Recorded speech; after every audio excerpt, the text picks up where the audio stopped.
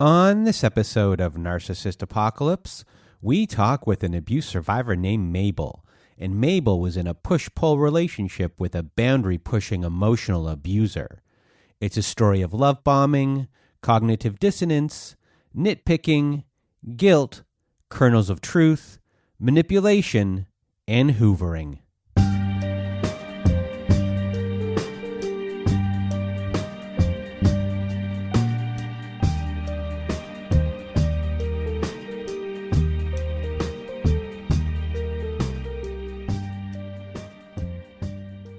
Welcome to Narcissist Apocalypse, everyone.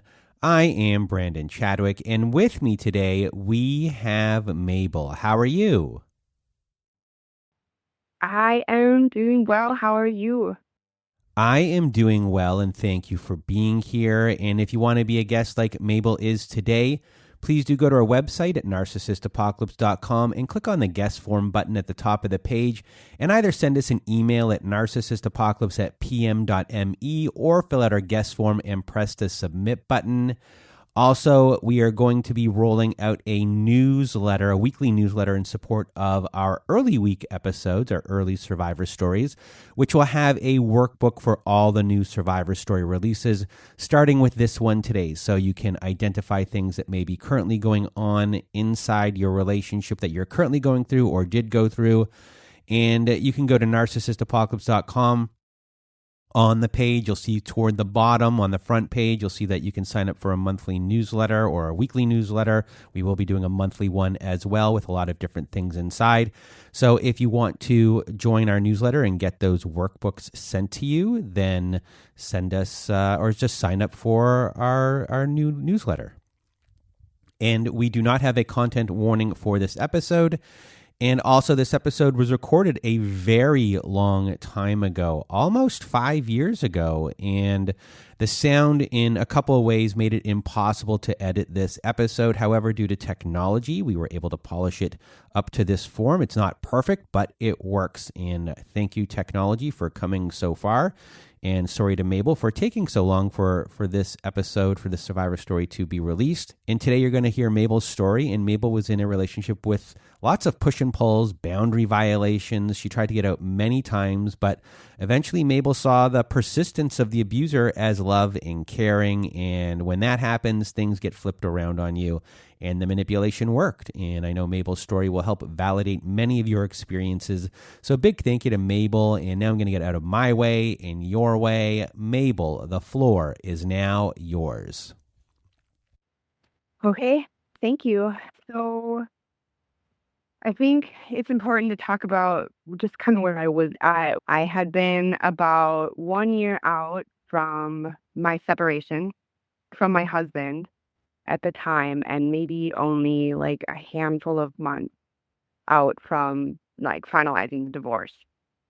I spent a lot of my time after the divorce just really exploring my freedom. One of the things that I didn't get in my marriage was physical attention, or just really a lot of like just attention in general from my husband. He was really invested in his career, and he didn't have, I think, very much space to be present for me. So I went out to bars, I met people, I made friends. I was having a lot of fun, but just kind of getting sick of the bar scene. But I had a friend at the time that was going through a separation too. And I kind of wanted to show her a good time, to show her that it's not so bad being single. You can go out, meet guys, have fun. It's no big deal. You're going to be okay. So when I met my next, it was in November of 2018. And it was at one of the local bars close by to where I live. And I don't exactly remember how the conversation started. I was smoking at the time. I don't smoke cigarettes anymore.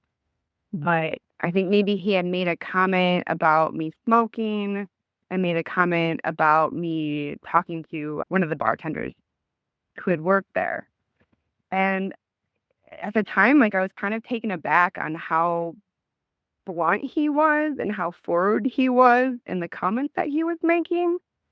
And at first, I kind of felt like who is this guy? But at the same time, just kind of intrigued by him being so bold to talk to me like that.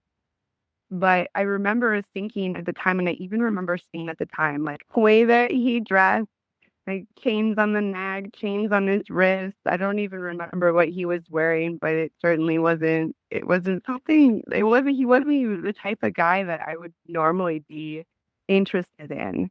But I was really fascinated just by like the way that this person was talking to me, and like he was pretty perceptive in the conversation that I had with the bartender. So I was intrigued. But I didn't really think anything much of it. So the night went on. It was hanging out with my friend, having a good time. She met a guy and was talking to him, and they were hitting it off. And at some point, she let me know that she was leaving and I needed to find a way home. So I don't live too far from the bar that we were at, but it was clear to me that I needed to either call a cab or have someone walk me home. And lo and behold, this guy that I had been talking to walks out the front. And so he was more than happy to walk me home. And I remember him telling me on the walk home that he was not going to come in because he was a gentleman and he didn't want to take advantage of me because I was drunk, which I thought was pretty nice at the time. It felt it that I felt respected, and I felt like, oh, like, okay, like, good. And now that'll be easy and I don't ever have to talk to you again. But as he left, he asked for my telephone number, my phone name to find me on Facebook, or at least just give me your Snap. That being Snapchat. And I thought it was odd, but I learned later on that was his main method of communicating was through Snapchat. I have a history of dating musicians in like rock bands and alternative rock bands. And so for me in this situation, it was like, okay, he's not in another way, like, okay, he's nothing like a barren guy. He's not a musician. So maybe that's a good sign. So I made the mistake of giving him my Snapchat. And that was the only thing that I did give him at the time was my Snapchat. So I think he had maybe sent me a couple messages here and there trying to initiate a conversation between the beginning of November and like end of November, early December. Like I said, I really wasn't interested, but he was giving me attention and it felt good to get the attention. So early, like I said, like late November, early December, I was at a different local bar. So not the same bar that I had met him at, but a different bar that I frequent. He was there and it was clear he was on a date. But later on that night, or I guess in the morning, early in the morning the next day, like at 2:30, I had received a Snapchat from him letting me know that his date was a stop, which I thought was odd. Why would you reach out to me after you had a date? And I clearly just saw you on a date. So I think another couple weeks had passed by and we ran into each other again at a bar, but that was the first time that I let him inside my apartment. And we had a nice time. I remember fooling around, but not having sex. I didn't want to, and he was respectful at the time. And I was feeling like, okay, like maybe this guy is really interested in you. He's looking for a relationship because clearly he's going on other dates with girls and maybe you can give him a shot. So I certainly hadn't had that kind of affection from anybody in a really long time. So it felt really good. I was still hesitant, but I couldn't really put my finger on it besides he didn't have a job. So New Year's Eve, not too much longer after Christmas rolls around, and he was really obsessive with like wanting to hang out and wanting to do something with me on New Year's Eve. But I had plans at my BFF's place. And I knew that she was kind of judgmental and probably wouldn't like him. And I didn't really want to bring him over because I just started kind of hanging out with him and seeing him and wasn't even really sure about him myself. So I didn't feel confident to bring him over to my friends. And that night he had sent me so many Snapchats of him and his drinks and him in the bathroom and him wanting to just like see me and meet me, and it felt really overwhelming. I didn't like what was coming out of his mouth. I didn't like how he was talking to me. And that's the first time that I blocked him. So the first time that I blocked him was only after really spending a week with him in my life. So I think at that point, that's when I started thinking that meeting guys at the bar was probably not a good idea. It hadn't gone well before, and that certainly didn't feel good. So for the first time in my life, I tried online dating. I only used Tinder. It was free. It felt like it was easy just to use it. He had super matched me. And I think because I was feeling so disgruntled by online dating, I was like, fine. Like, what does this guy have to say? It's been a week or it's been 2 weeks since that incident at New Year's Eve. Like, maybe he has some explanation. But I thought, like, okay, like, he super matched me. I found out that he really wanted to be able to let me know that you weren't calling me trash. You were saying that you were trash. So to recap here, so far he's not respecting boundaries in a big way. You know, the constant texting on New Year's, he's bombarding you.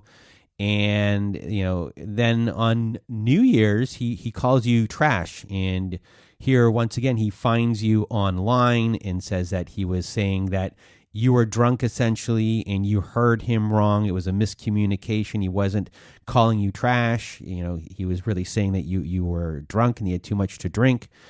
And that's the miscommunication. And now you are about to get back into his world. So what happens from here? I think at that point, I kind of got hooked into the love bombing because the love bombing really like came in full force after that. I mean, he would bring me wine and chocolate almost every single time he would come over to my apartment. So I had never been treated like that before. I had never had anybody want to learn about me so much, express that they had similar interests as me. He really got into I had told him at one point that I have like Viking ancestry in my blood and like made a really big deal about that. And he used that throughout the entirety of our relationship, that his interest in Norse mythology and my connection to the Vikings was he really got like just blown up throughout the relationship. So the month of January, we just spent a lot of time together, a lot of me trying to hold my boundaries with like, look, like I can't spend this much time with you. I've got to take care of like work, my son. I'm really busy. I run my own private practice, trying to make sure that all my clients are taken care of. I have a child and the things that he's taking care of, like managing schedules back and forth between my ex-husband and me.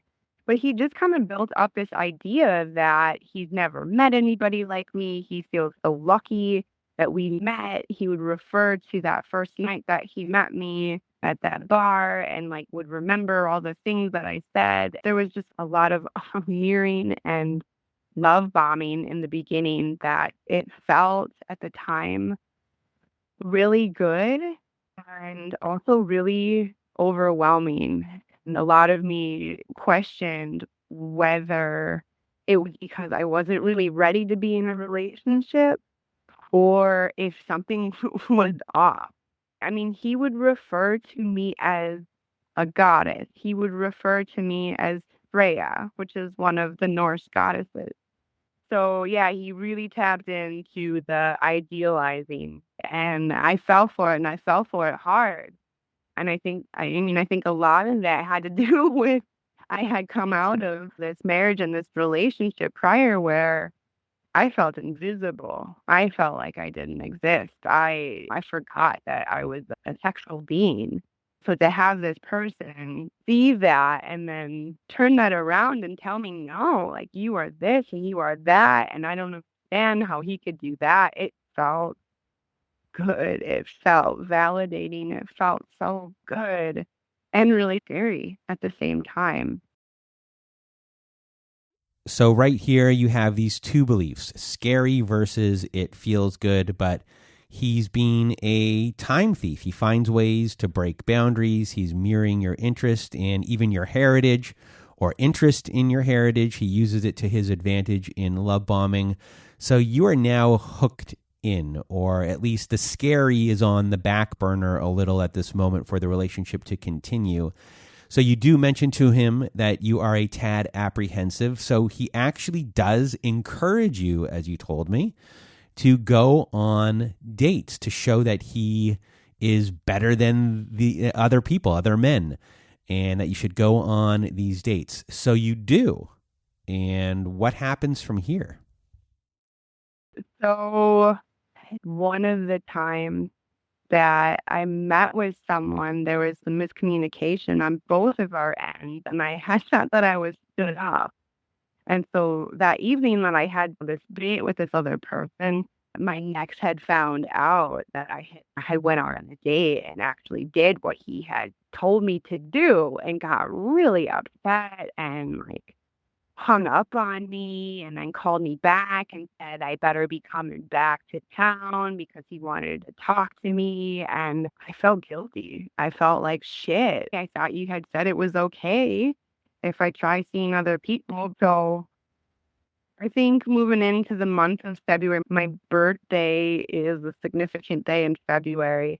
And so he tried to make it a big deal as far as I'm going to get you all of these presents and I'm going to celebrate the holiday and your birthday. And he did as far as getting me presents. Again, it's the love bombing. I felt really overwhelmed. I'd only known this guy for a couple of months at best and spent hundreds of dollars on me. And I just kind of thought, like, where do you have this kind of money? You don't have a job. Like, I remember all I had really asked for was to be able to have a dinner with him. And that wasn't something he could follow through with. Like, what I asked for my birthday was just like a nice dinner and some wine.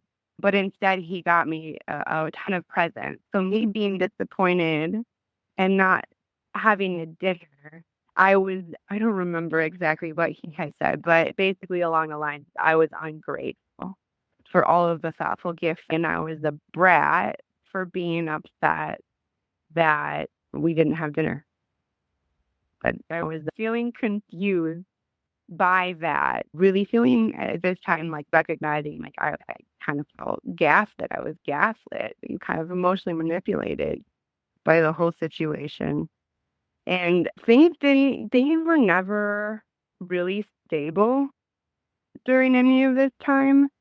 And it was a constant battle of me trying to hold my boundary of saying, I can't see you on work nights, or you can't come over when I have my son. I need to be able to get to bed at a decent time. I need to be able to be present for my clients the next day. But he just continued to push my boundaries and made me feel like I was the weird one, that I didn't want to see him all the time, or I didn't want to spend all this time with him or talk to him all the time. And I think at the time I kind of believed him because I didn't know. Because I hadn't had that kind of attention before. I hadn't had that kind of relationship before, and I hadn't felt like that before. So I remember, like, through conversations we would have about me feeling pressured to hang out with him all the time, he would say things like, you're going to break up with me in the spring. Like, once cuffing season is over, you'll be done, you'll move on, you'll find someone else. And I would get really confused. Like, why would you plant that seed? Like, why are you saying that? Are you saying that so I don't break up with you because you already said that I would, so I feel like I can't? What? But I think the first time we had a really hard breakup was shortly after his birthday. So his birthday's later in the spring, and I knew that birthdays were significant to him. And so I tried to go all out and plan and make reservations at a really nice restaurant and get him presents that were meaningful and thoughtful. And it felt like it wasn't good enough.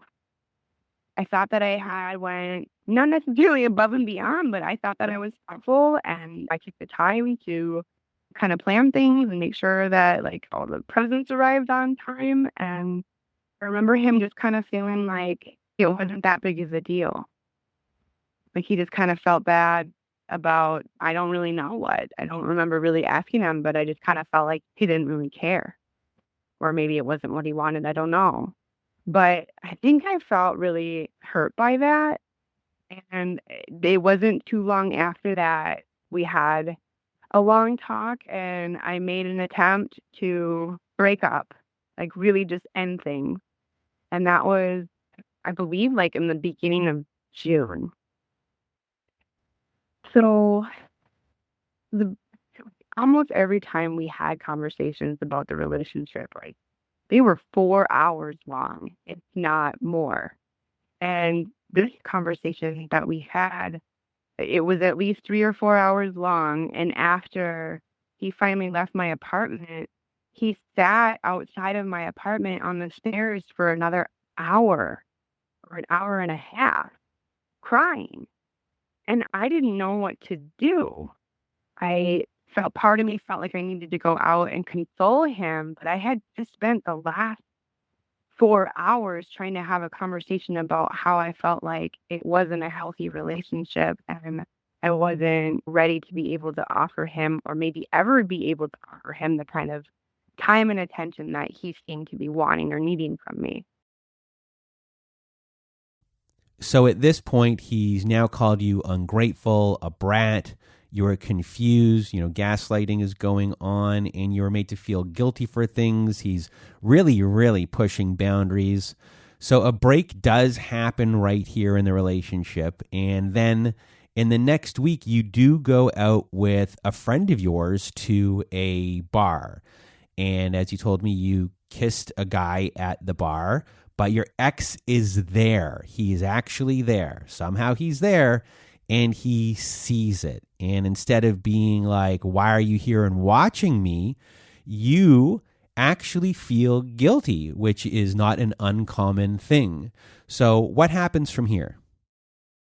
My neck had been across the bar, video recording me the whole time talking to the guy.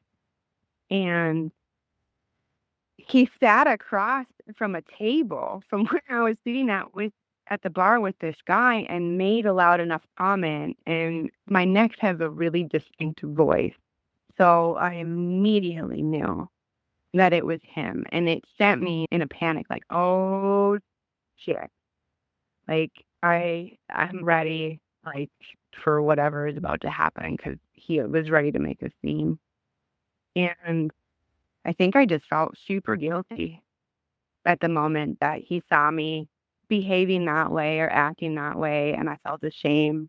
And he used that to his advantage and took advantage of the moment and went back to my apartment and had angry makeup sex. And I think that was used against me throughout the rest of the relationship, even up until now. So I think so that would be sometime in the beginning of June. And again, like there was a lot of back and forth. I would spend time with him on the weekends and then I'd be like, what the fuck am I doing? And so I think towards the end of June, beginning of July, I tried to do no contact again. And I think at that point, maybe it had been 3 weeks with no contact, maybe a little bit less than 3 weeks. But he hoovered. He sent messages. He sent emails. A lot of times he would threaten suicide, or he would not like directly threaten suicide, but say things along the lines of like, I just can't be here anymore. I can't do this. I feel so alone and abandoned. Like I should just end it all. But not directly like I'm gonna do it. I have intention. But that was really hard for me to feel like if I don't respond, then I'm gonna feel responsible. Actually, one of the times that happened, I didn't necessarily call his bluff, but I was genuinely concerned and I called the police. I called the police and I let them know that I was concerned about someone and I needed to do a wellness check. And he immediately called me after the police dealt with him and was just furious, just so angry with me for calling the police. And at the time, I didn't feel bad at all. That's what you do if someone is saying those kind of things. So he learned pretty quickly how to be able to tap into my weak spots and my empathy and being able to get me hooked back in. So I don't exactly remember how I got back into it after the breakup in June, but we did start spending time together, a lot of love bombing again. He planned a weekend getaway for us to go kind of do a glamping thing, and it was really nice. It was a lot of fun. And I started to think maybe I've been the problem the whole time because I haven't been willing to commit. And clearly I have issues if I'm willing to get drunk and make out with the guy at the bar. And this guy has been so committed and so dedicated and so patient. And he watched me make out with another guy, and he's still willing to pursue me. And so I was in at that point. So I had been wanting to go on a vacation either by myself or with him if he could afford it. And it was kind of a back and forth because he couldn't afford the places that I wanted to go. But I was empathetic and I wanted him to be able to go with me. So he found a friend that was willing to let us stay at his place out in California. He had a beach home. He'd let us stay there for free. We would be able to use the car, on and on. It sounded really good. It sounded promising. So we went, and it was a vacation. It was a vacation from hell.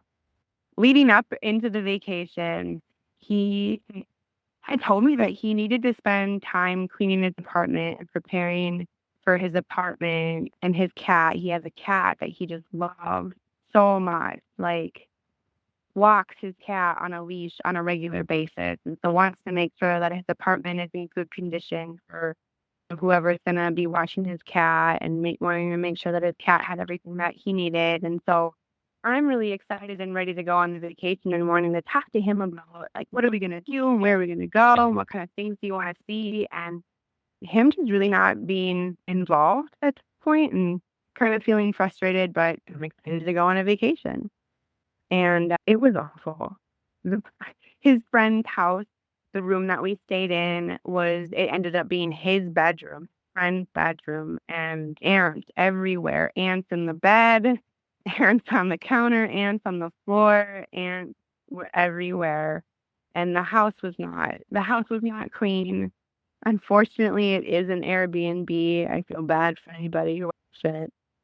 It was bad, but I justified it by it was free. It was a mile away from the beach.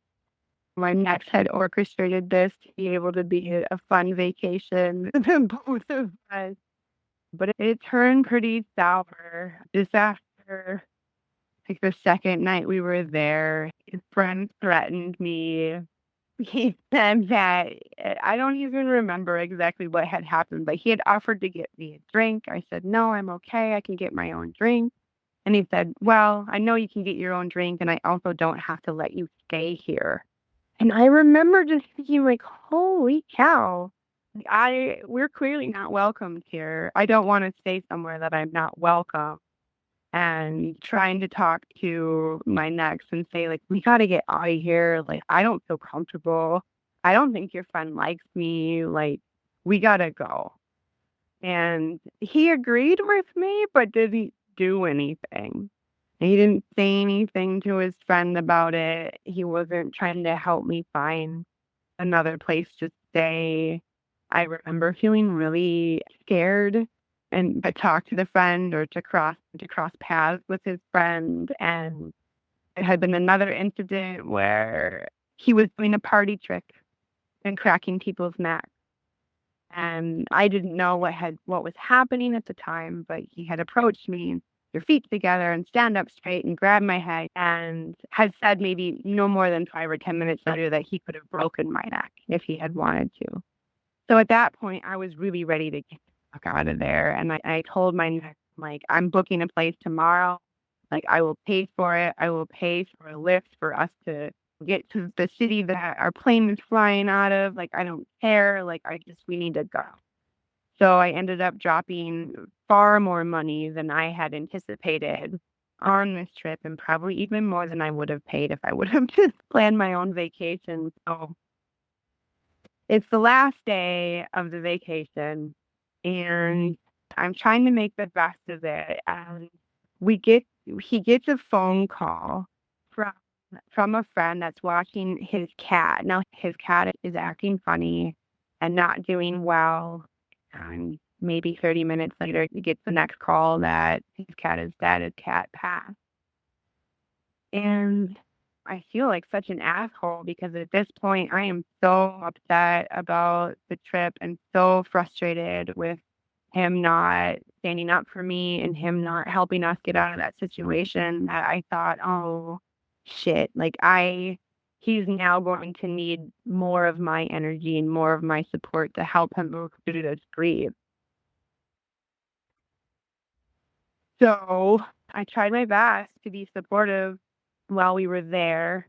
I had a really hard time on the plane ride back because I knew that I didn't have it in me anymore. I just couldn't do it anymore. My energy was just drained at that point, and I just felt like I didn't have anything else that I had to offer to give him. It had been such a like back and forth, and that vacation just kind of felt like it put the nail in the coffin. And I did the asshole thing, and we got back, and I blocked him on everything without saying anything about the vacation or how I was feeling. Like I was spent. Like I didn't know what to do to get away from it, to be able to take care of myself at the time. So that was at the end of August 2019. So I think it had been maybe 2 or 3 weeks. Again, I don't think I had ever made it up to 3 weeks at that point of no contact. And a lot of it had to do with the hoovering. So he would send me email, which would have been blocked but sent to the trash. I remember him talking to a common friend of ours about how awful it was that I just blocked him and how immature it was that I blocked him. And there's definitely some truth to it. I felt like I should have the ability to be able to have that conversation. So I think the guilt that I felt about not having that conversation with him really is what kind of hooked me back in at that point. And I mean, to be honest, looking back on everything, like, I don't know how much I know. Like, I don't know how many other women there are.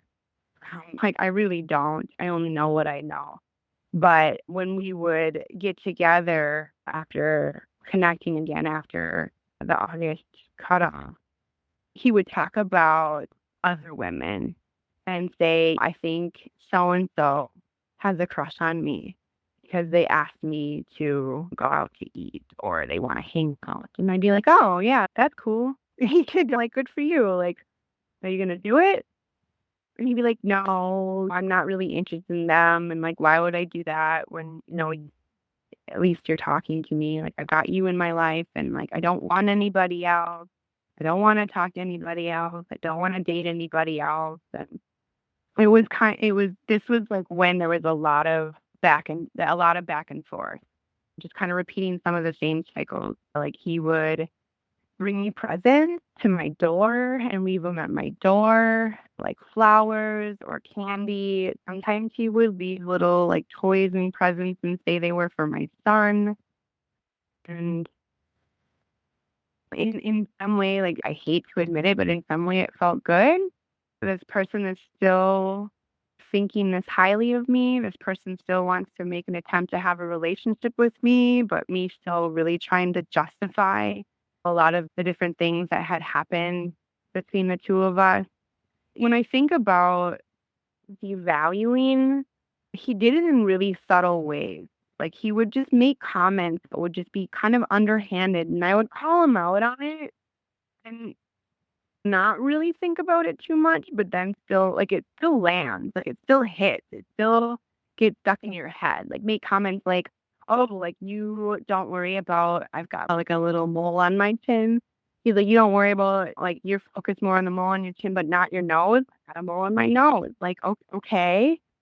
Like, I didn't think about that, but now I'm thinking about that. Or make comments about the kind of foods that I ate, because he had a specific diet and was really adamant about his diet, and I don't follow a diet. I haven't really been strict about what I eat and what I don't eat. But just kinda make different comments about, like, how I could live my life better, or the things that I should be concerned about, but I'm not concerned about. So I don't have the same experiences. I hear other people have been through similar relationships, but I can see how some of it was weaved in throughout everything. So at this point, you now have suicide threats or subtle mentions, that this could happen. Guilt is induced. You see his dedication to you as a good thing or a positive. So that's been flipped around. His persistence has paid off. And now you're in these push-pull cycles. There's more guilt, and he's making subtle digs at your appearance, your food intake, and your life.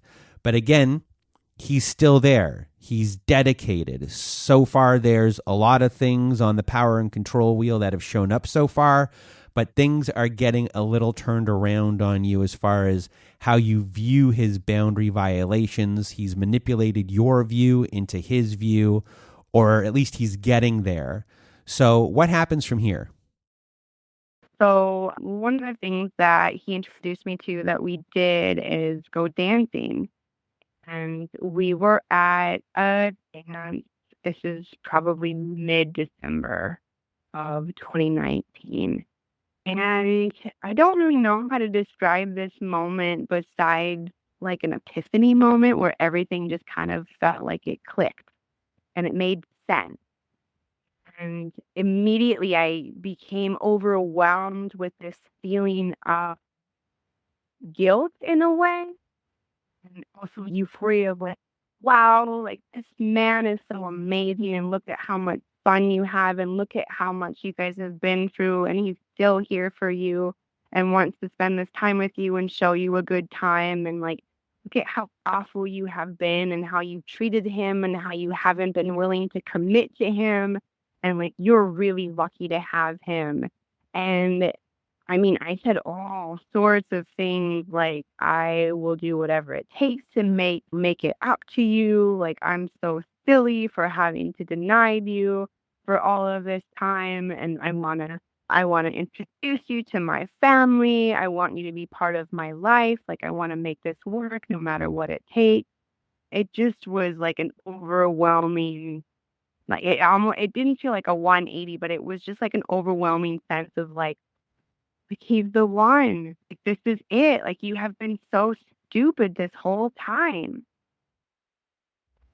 And when you're talking about it, like that is not the case.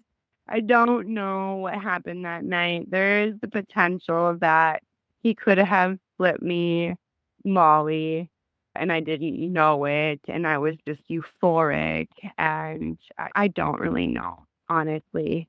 Looking back at it, it makes a lot of sense to me if that's what it was, but I don't know. So after that, I had to kind of go back on a lot of the negative things that I had been telling my friends and my family about him and about the relationship. At this point, I had done a lot of research on narcissistic abuse and emotional abuse, on sexual coercion, and I was really questioning whether I was going through that or not. So at the time, I have this information, but at the same time, I have this way that I'm feeling and connecting, or feeling like I'm connecting to him. And so the cognitive dissonance was insane at this time, and I didn't really know what to do. So I decided to check in with my therapist. I hadn't seen my therapist in like maybe a year and a half at that point, but someone that I really trusted, because I was just having such a hard time with holding these two different realities, or these two different perspectives, and going back and forth between them so much over the last little bit over a year. And I did my best to try to present the whole story to my therapist, and tried to give her both the positives and the negatives, and tried my hardest to present my perspective and then also maybe his perspective. And I tried to share with her. At the time, like I said, I was doing research on narcissism. I've been doing research on narcissistic abuse. I've been doing research on like my own healing from any like abuse that I had experienced as a child, like with my family or throughout my life. So I had a lot of quote unquote research and self-reflection that I had already been doing. So I tried to share that and present that to my therapist.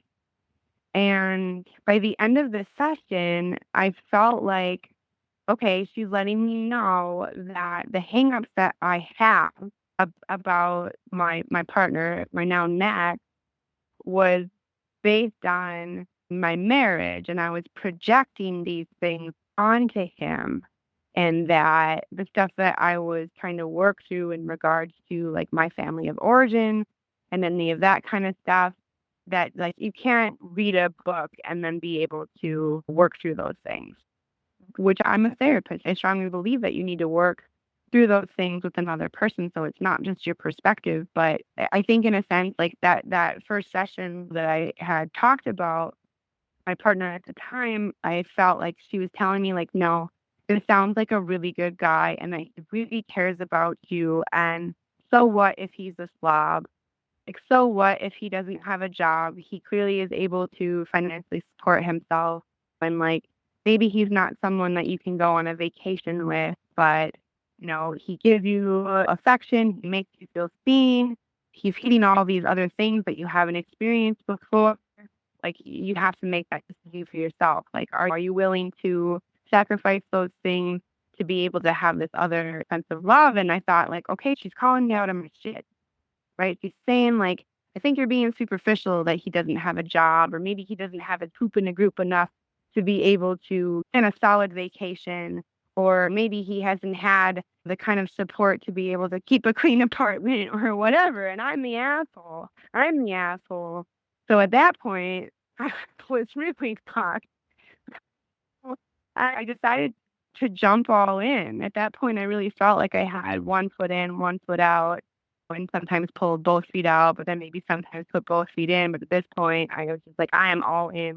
At that point, it's like towards the end of December. I'm really excited. I've decided like this is my person, and I'm going to go back on everything that I've said. And I talked to my ex-husband about it and said I've never have felt this way before, and told my parents about it. And they were hesitant and cautious because they had listened to other things that I had told them, but they're supportive. They're gonna support me really wherever I'm at, even if they don't think that I'm making the best decision for myself. So brought him home, introduced him to my family, and it was kind of a repeat of my birthday. He had brought me a really nice, thoughtful present, and kind of over the top. And I had bought him thoughtful presents. Like, I didn't go over the top. I can't spend a ton of money on gifts. I have to keep in mind, I'm a single mom, and I as a single income. So he kind of expressed disappointment in the gift that I got him. So I started to feel like, oh shit, like here it comes again. Like, here it comes again. This reminds me of something, and started to notice more of like the underlying teasing of kind of making fun of me or teasing me or like provoking me. He was really provocative in a lot of different conversations. Like, he knew that like I'm a feminist, so he would argue with me about feminism, or he knew that I'm not a Republican, and so he would argue with me just argue with me and get me riled up. So those things started to happen again, and I started to feel uncomfortable again. But at this point, I think I had been just so gaslit and manipulated. I thought, you're just being sensitive. This is your shit that you need to work through. Like your therapist was saying, like, you're still carrying stuff from your marriage, and like he's just being playful. He doesn't mean anything by it. And holidays, it just seems to be like a lot of holidays got got messed up. Birthdays and holidays just never seemed to be good enough. So I was trying to plan for a New Year's Eve celebration. Are we gonna go to a dance? Are we gonna go to a party? Do you want to just stay in? And he really wouldn't commit. He really wouldn't commit to anything. He wouldn't follow through or let me know what he wanted to do, or say like, yeah, let's go to this dance, or let's go to your friend's place for a party.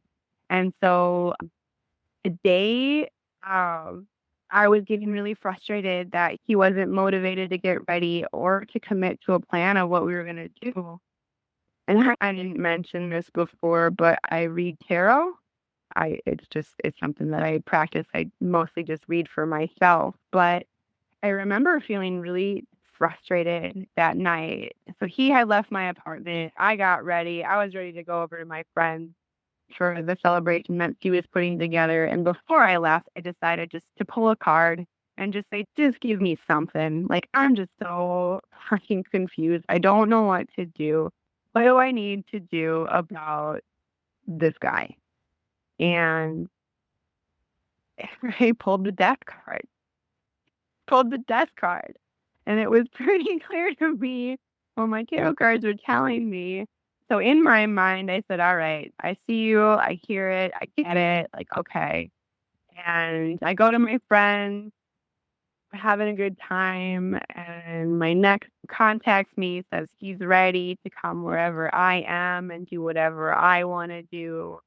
However, when he got there, he proceeded to kind of start a fight, kind of be multy about it. No, why couldn't you have waited for me? And I don't want to be here. And I just, and at that point, I had a few to drink and just really not wanting him to bring me down.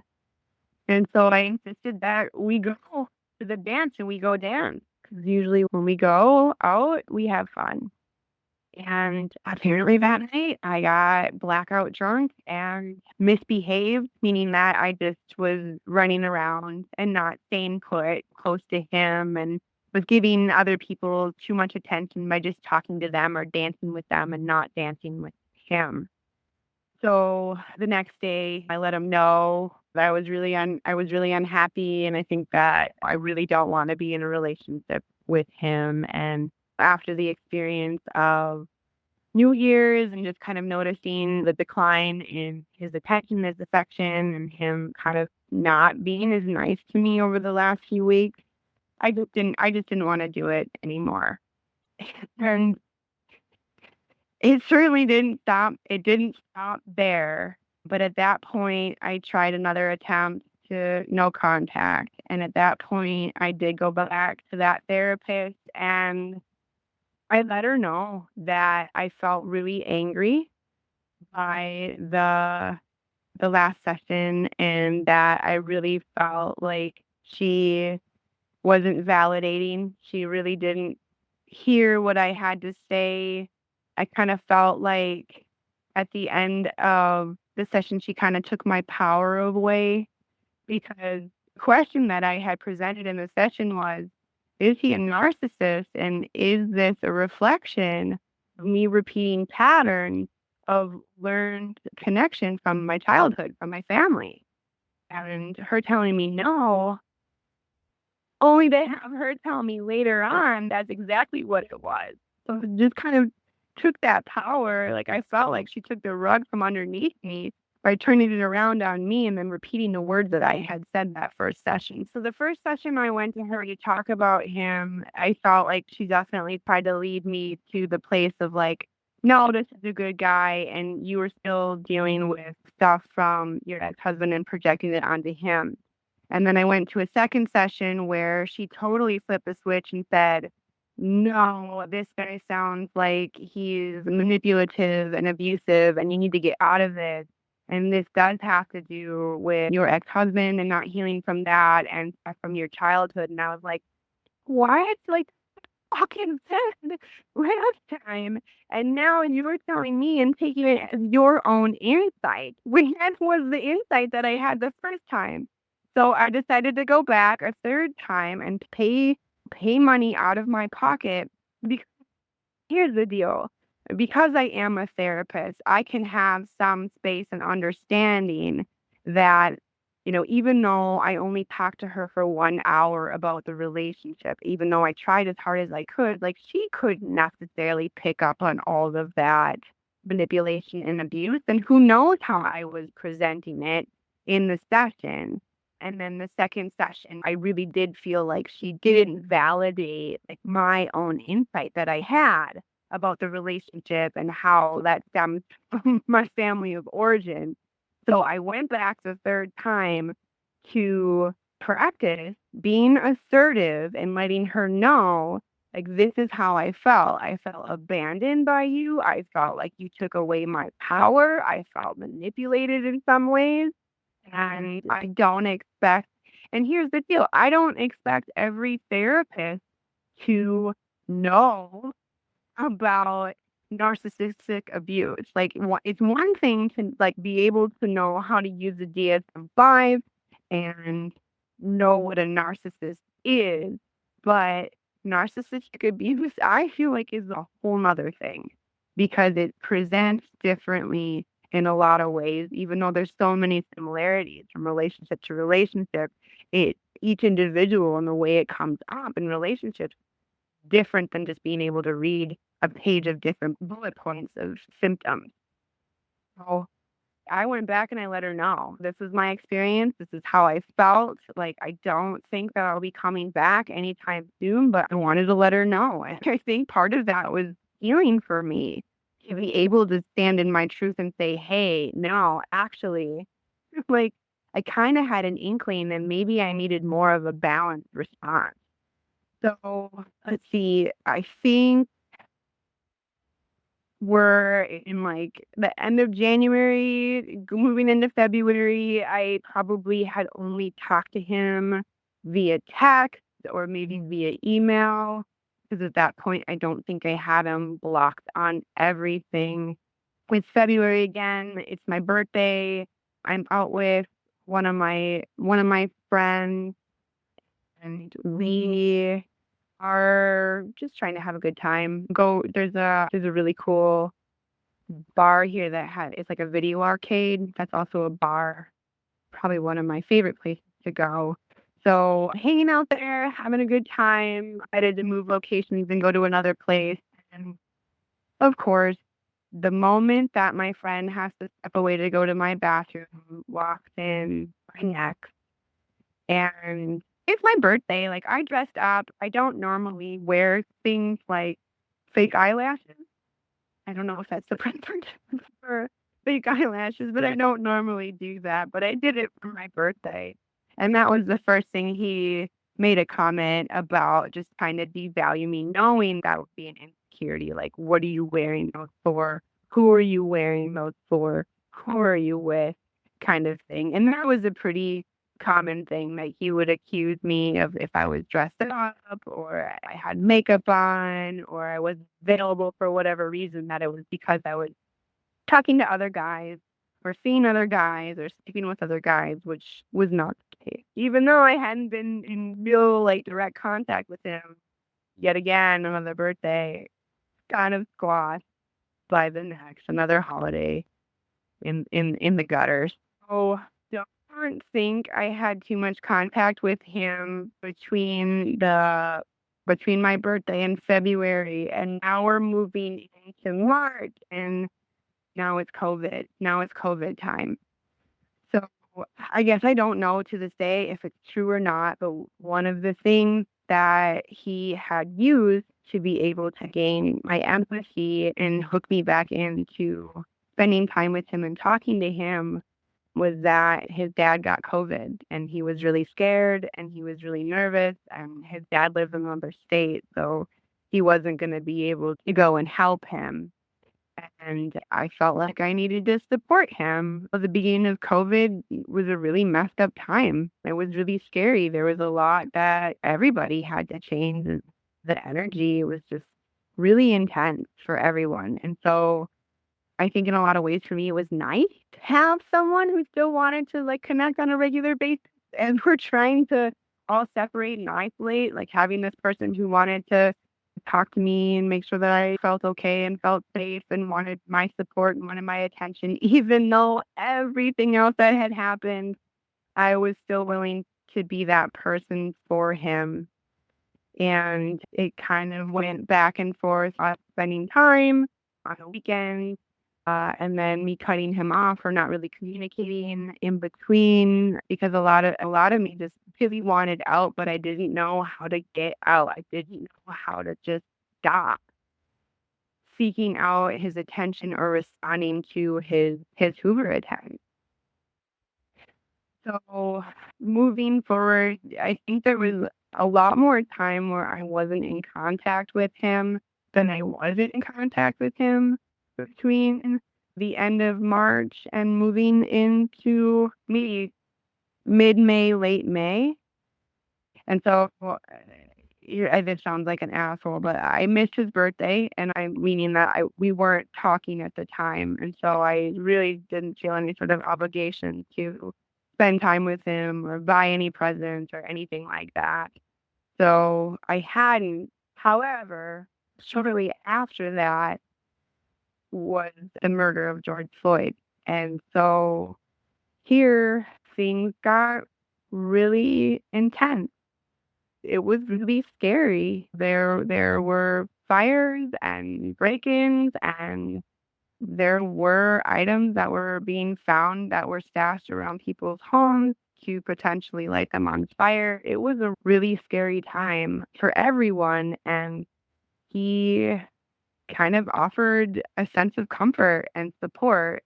He was willing to spend the night over here. He was willing to offer me, he owns guns. He was willing to let me have one of his guns, which I refused. I refused to have a weapon like that in my home. It felt like he was being genuine and genuinely concerned for my safety. And it just kind of felt like everything was up in the air. Like, what did it really matter if I was spending time with him or not? At least I have someone who knows where I'm at and wants to take care of me. So moving into May and spending time with him in June and July. And it was sometime in mid-July that he started to drop some information, and I don't really know why he told me the things that he told me, but the things that he did tell me led to I'm hoping, the end. So he let me know. So here in our city, right after the uprising, there was kind of an uprising of the Me Too movement at the same time. And so lots of people in the music scene and lots of other people, like in the EDM scene, were being called out for sexual abuse, rape, the Me Too movement. And he shared with me that one of his exes had made a post about him and had called him out. And he's telling me this, and he's telling me that he reached out to her to let her know, like, I didn't do this, and why are you calling me out? And it was along with other people, but why are you calling me out like this? And he was letting me know that he was concerned about what other people would think because he's not like that and he didn't do that. I just remember like thinking like, huh, okay. Like I don't really know what to say and I don't know what you're looking for me to say, but okay. And I don't know why it took me as long as it did. It took me about a couple weeks after he had told me that I decided to reach out to her. I found her on Facebook and I put together a thoughtful message. I really didn't want to upset anybody or trigger anybody or really have any sort of conflict. I just kind of sent out a message saying like, hey, I understand that you and I have this person in common and I don't really know what's the truth to this story that he told me, but for me when I heard it, it was nice in a way because it was validation that I wasn't the only one that questioned his behavior or that questioned his character in the way that I was questioning it. Because I would say things like, this seems like it's emotional abuse, or this seems like it's gaslighting, or I feel kind of emotionally manipulated. And he'd be like, no one has ever said that about me before. Ask any of my ex-girlfriends. Like, I've never treated anybody as good as I treat you. And like, okay. So when I heard this information, it was like, okay, like someone else is calling you shit. So I sent a message and this woman was really kind and really nice and let me know her experience of their relationship. And it kind of blew me away about how much I identified with everything that she was describing. Their relationship had happened like 15 years ago or something like that, but like so many similarities between her experience and what I had experienced. It kind of blew my mind. And then she goes on to tell me that her partner learned from one of his friends that he had been having a relationship with another woman, and I had no idea. This whole time he had been so adamant about I was the one, I was his soulmate, I was twin flame, there's nobody else, like nobody else compares to me. He doesn't want to meet anybody else. Just constant hoovering and love bombing that I thought like, holy shit. Like I I guess I had no like real conscious idea. I think there's a part of like my intuition that knew, and I would every once in a while bring it up to my friends and they'd be like, "No, you're crazy. Like look at how crazy he is about you. Like when would he even have time to be able to have another relationship?" This brings me maybe to the beginning of August. I'm sitting on this information and I'm upset. I'm pissed. I don't know what to do with it. I want to call him out on it, but at the same time, I don't want to give him any more of my time or any more of my energy. And I hadn't been really talking to him for the last couple of weeks at that point. And something else that he had done throughout our relationship, like, besides just dropping off presents, like he would just show up at my apartment sometimes, or he would show up at places that he knew I would go, like the bars, but more specifically, he would go to a spot at one of the lakes that I live nearby to watch the sunset. And so because I got so used to knowing his pattern of stalking, I knew he would be there looking for me to stalk me. And I used that to my advantage and I approached him and I don't know. I don't know what I was thinking would happen. But I approached him and I went in just like full mode, full bitch mode. Like I let him know, all I let him know is that I knew. That's what I said. I said, I'm only here to let you know that I know. And I know enough that, like, you're a liar. Like, I don't want to talk to you again. I don't want to be around you. I never want to be with you. You're not good enough for me. You've never been good enough for me. Just like the worst awful things to ever say to someone. Like, I don't even have to hope you suffer because I know you will, because I know the kind of person you are. The worst. Like, these are not things that would normally ever come out of my mouth. Ever. So he is just freaking out and trying to figure out what I know.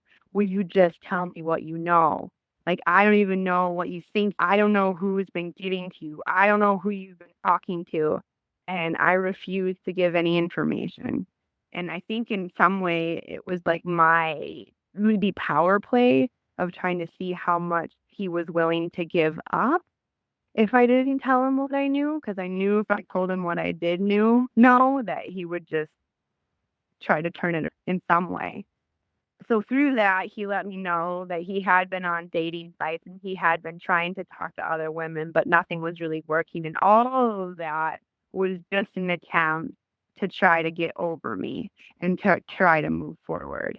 And that if I had just been willing to be in a relationship with him and work on a relationship, we wouldn't be having these conversations.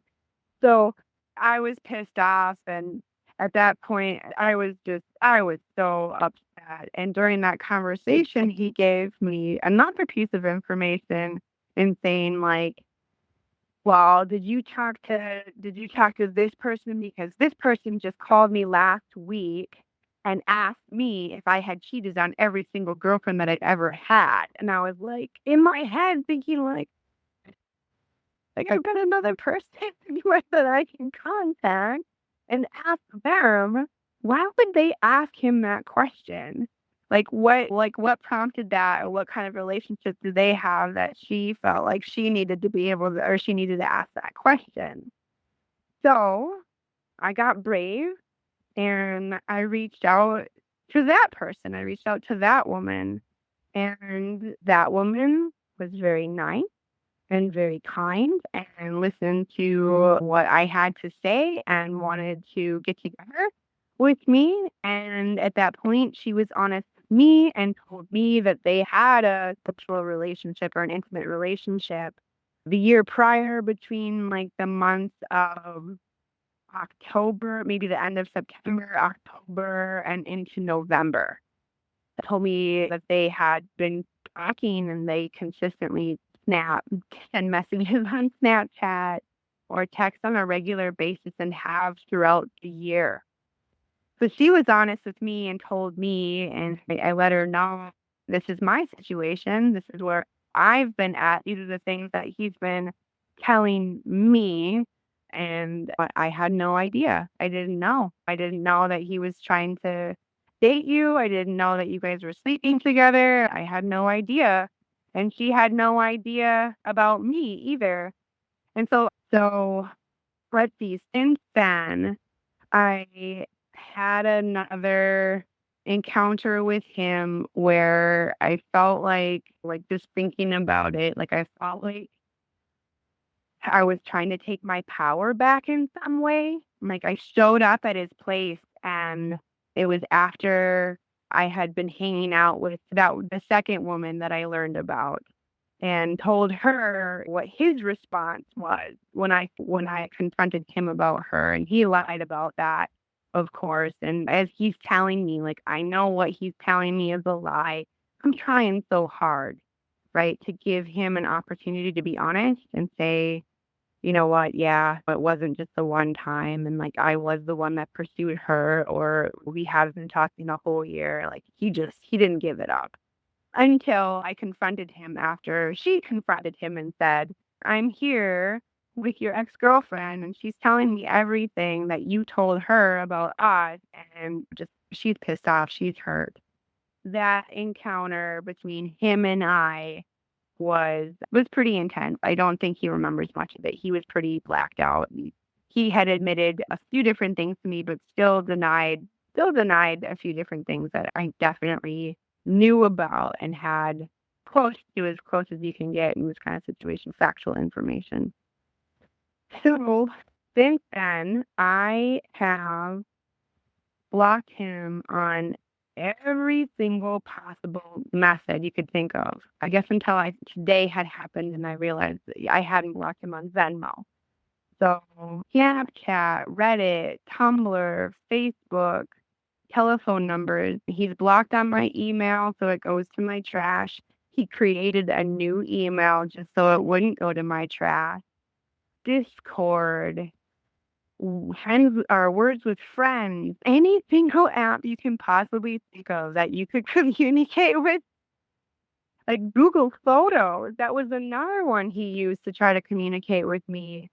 So I've had him blocked. I've deleted his telephone number. I still get his emails. They still go to my trash. And the hoovering is insane. I mean, I know that other people have dealt with different hoovering tactics, but a lot of it's emotional.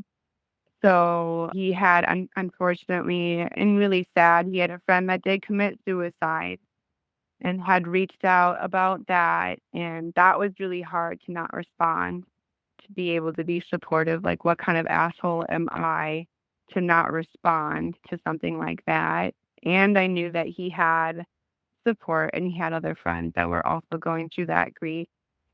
He had sent me an email letting me know that I was his emergency contact. So for the hospital, if he goes to the emergency room, I am his emergency contact. And the ER had called me as an emergency contact. I hadn't answered the phone, but he had sent me the email letting me know that he was in the ER and he had to get x-rays done. I didn't respond, but I had learned through friends that he had broken his foot. I received an email that he didn't have anybody to help him go get groceries. He was running out of toilet paper. He needed help with anything and everything, and he didn't have anybody. And that was really hard because it was another, what kind of asshole am I to not help or not even respond? And then another one just this last week, another friend of his had made an attempt to commit suicide, and he had made the wellness check call. And I have no idea what's the truth and what's not the truth anymore with anything he says. And so really having to hold that space for myself just to think about, he's got other people he can contact or connect with. He just knows that this is going to be really hard. This would be a really hard thing for you to not respond to. So I don't know. A lot of the attempts most recently have been more like one-liners, trying to pull up stuff that we used to tease about or talk about or have inside jokes that kind of maybe jog or trigger those memories. Some of the emails, like the Dr. Jekyll, Mr. Hyde, is just right there. It's laughable now because it just seems like, holy shit, your attempts at this point don't really seem to change. And I really am grateful for having 28 days under my belt. I'm really looking forward to more. But because there had been so much back and forth and so much of me not really falling into the head over heels for a long period of time, it caused he was able to do a lot of the reversal. You're the manipulative one. You're the abusive one. I was the one that wanted a relationship. I was the one that wanted commitment. I was the one, and you didn't do this, and you didn't do that. And yeah, there's a lot of truth to that. No, there's a lot of truth in that. But I think it was I don't know. I think part of my intuition was we're not going to let you go all in on this one, at least not for a very long time. So the whole experience has been really eye-opening in a lot of ways. I've learned a lot about myself. I am really grateful to have had this experience because of my professional role, right? If I hadn't had this experience before, I wouldn't be able to help my clients that are in similar situations, because I wouldn't have had that awareness. I kind of feel like I can update my profile. I can add that as one of my specialties. So you've been through a lot of emotional abuse, guilt, obligation, boundary pushing, put downs, and more. So what are your words of wisdom that you have for everyone listening today? Yeah, I think for anyone who is still in it, or who is maybe just a little bit on the other side of it, just to keep going. I think a lot of people feel like, I know I felt like a lot of times that I was so weak and I couldn't just stop. There was something wrong with me that I couldn't stop going back. And I think to just keep going and like learn from those experiences. And for me, the biggest thing was feeling like I was part of a community of people who understood and weren't going to be judgmental, and were just going to be supportive. And whether that's through friends or family or online groups or podcasts, like just to feel like you are part of a group that understands, that has been so helpful. I think it helped with a lot of the embarrassment around any of the shame that I felt about what I had done or what I was going through. Well, Mabel, I really want to thank you for being here today, sharing your story, and really validating everyone when it comes to emotional abuse, hoovering, guilt, and the gaslighting, and how one can be manipulated to gaslight yourself. So a really big thank you for being here with us today. Thank you. Well, thank you, Mabel, for being our guest today. And that's it for today's episode. So for myself and Mabel, we hope you have a good night.